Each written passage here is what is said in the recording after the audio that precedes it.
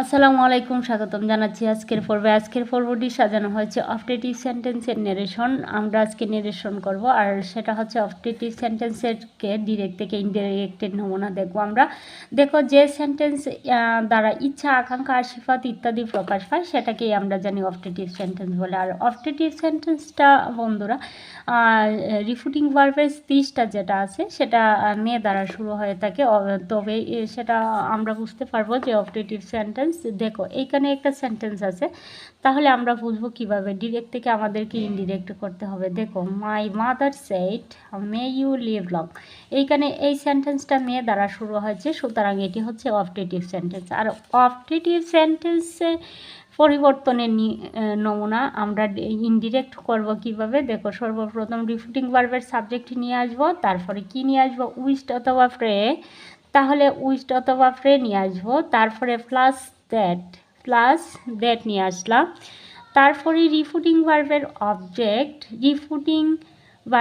Object, তারপরে মে অথবা মাইট, তারপরে পারসন, টেন্স, ওয়ার্ড যদি থাকে তাহলে পরিবর্তন করব। তাহলে দেখো, এইখানে মাই মাদার সেড, তাহলে এটা হচ্ছে রিফুটিং ভার্বের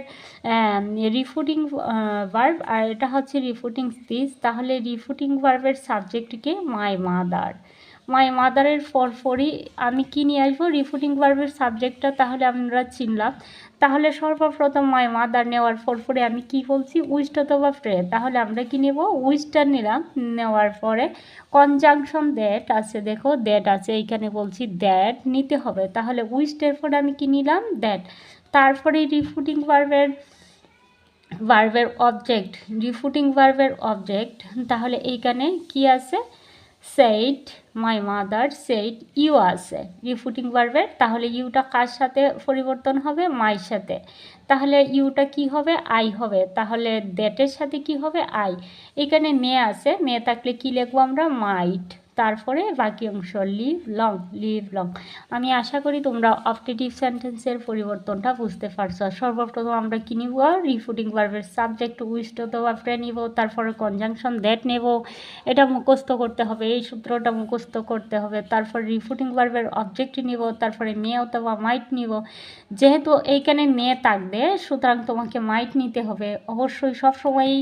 যেহেতু অপটেটিভ সেন্টেন্স, সুতরাং মে থাকবে, তাই তোমাকে সবসময় মাইট নিতে হবে। মাইট নেব, তারপরে পারসন টেন্স ওয়ার্ড পরিবর্তন যদি থাকে তাহলে করব।